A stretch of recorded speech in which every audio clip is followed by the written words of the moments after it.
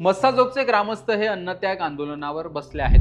त्यांच्या मागण्यांपैकी एक मागणी ही आहे की फरार आरोपी कृष्णा आंधळेला लवकरात लवकर अटक करा।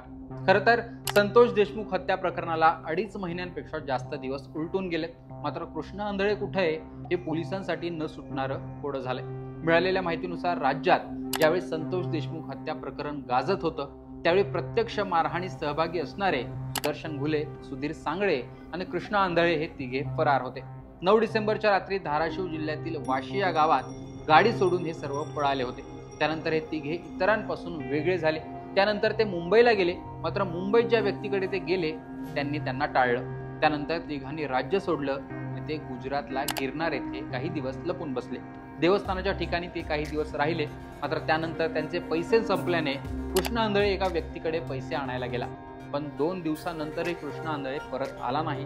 2 दिवस कृष्णा आंधळे न आल्याने तो पकडला गेल्याचा अर्थ सुधीर सांगळे आणि सुदर्शन घुले या दोघांनी काढला। त्यानंतर दोघे महाराष्ट्रात आले।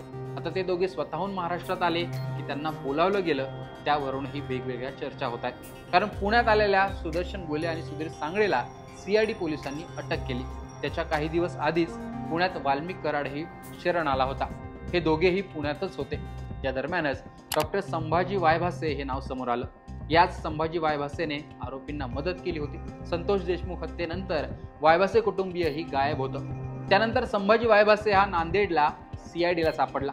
चौकशीत त्यांनी घुले आणि सांगळेचा पत्ता सांगितला। संभाजी वायभासेची पत्नी वकील आहे, त्यांनाही पोलिसांनी ताब्यात घेतलं आणि चौकशीनंतर घुले आणि सांगळेचा पत्ता मिळाला आणि तेही पकडले गेले। पण तोपर्यंत कृष्णा आंधळे हा फरारच होता।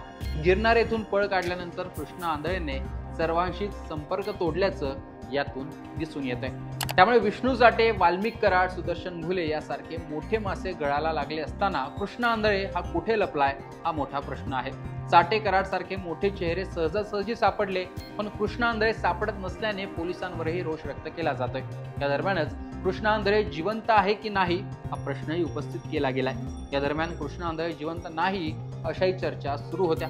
आमदार संदीप क्षीरसागर वारंवार हीच शंका उपस्थित करतायत। एकीकडे सापडलेल्या आरोपींची चौकशी केली जाते, दुसरीकडे कृष्णा आंधळेला शोधण्यासाठी प्रयत्न केले जातात। आता कृष्णा आंधळेमुळे या चौकशीत किंवा या तपासात काही अडथळा येतोय का हाही प्रश्न आहे। कारण पकडलेले आरोपी हे पोलिसांना नेमकी काय माहिती देत आहेत, त्यात कृष्णा आंधळे या आरोपीची भूमिका नेमकी काय होती याची खरी माहिती पकडलेले आरोपी पोलिसांना देतील का यात शंका आहे। कृष्णा आंधळे सापडेपर्यंत ती खरी माहिती समोर येणं अवघड मानलं जाते। पोलिसांनी कृष्णा आंधळेची संपत्ती, बँक खाती, गाड्या जप्त केल्या आहेत। कृष्णा आंधळे विषयी माहिती घेतली असता कृष्णा आंधळे हा संभाजीनगरमध्ये पोलीस भरतीची तयारी करत होता। मात्र भाईगिरी करण्याची त्याची आवड त्याला पुन्हा गावाकडे घेऊन आली। मैदवाडी ग्रामपंचायतीचा बिनविरोध तो सदस्य झाला। यानंतर तो इतर गावचे राजकीय नेते, गुन्हेगारी पार्श्वभूमीच्या लोकांसोबत संपर्कात आला। या दरम्यानच तो सुदर्शन घुलेच्याही संपर्कात आला। कृष्णा आंधळेवर याआधी गुन्हे दाखल होते। आधीच्या 307च्या गुन्ह्यातच तो फरार होता, तरीही तो मोकाट फिरत होता। तोच कृष्णा आंधळे संतोष देशमुखांच्या हत्येत आता फरार आहे। आता तो जिवंत नसल्याचा जो संशय व्यक्त केला जातोय तो कुठेतरी खरा आहे का असा प्रश्न अनेकांना पडलाय।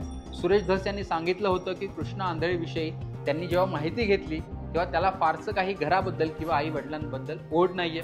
तो अनेक दिवस विना संपर्क गावापासून लांब राहतो अशीच त्याची पार्श्वभूमी आहे। तो काहीही खाऊन पिऊन जगू शकतो अशी माहिती त्यांनी दिली होती। तो जिवंत असेल आणि सापडत नसेल तर मात्र पोलीस त्याला का शोधू शकत नाहीत? तो मित्र कुटुंबियांच्या संपर्कात आहे का आणि तपासावर त्याचा काही परिणाम होतोय का या गोष्टी समोर येणंही सध्या आवश्यक मानलं जातंय। कारण या तपासात प्रत्येक आरोपीची साक्ष ही फार महत्त्वाची मानली जाणार आहे। कारण की अनेक आरोपी आहेत, प्रत्येक जण खरं बोलते की खोटं हे तपासणं, हे क्रॉस चेक करणं हे तितकंच या तपासात, या प्रकरणात महत्त्वाचं आहे। त्यामुळे एक आरोपी जो फरार आहे कृष्णा आंधळे तो पकडणं, तो जिवंत आहे की नाही ते देखील शोधणं फार महत्त्वाचं मानलं जातंय। एकूणच या प्रकरणात मोठे मासे गळाला लागले असताना कृष्णा आंधळे का सापडत नाहीये हा प्रश्न, या प्रश्नाचं उत्तर पोलीस कधी शोधणार हे पाहणं महत्त्वाचं असणार आहे। एकूणच या प्रकरणी तुमचं मत कमेंट बॉक्समध्ये सांगा। लोकमतचं YouTube चॅनल सबस्क्राईब केलं नसेल तर आठवणीने सबस्क्राईब करा।